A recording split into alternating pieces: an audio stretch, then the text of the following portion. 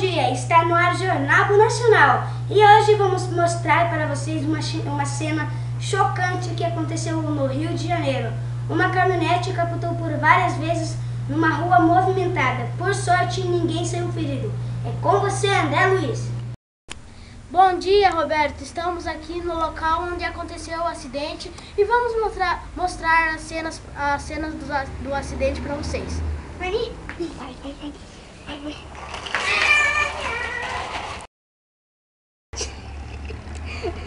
Foi realmente uma chocante. Agora, tchau para vocês.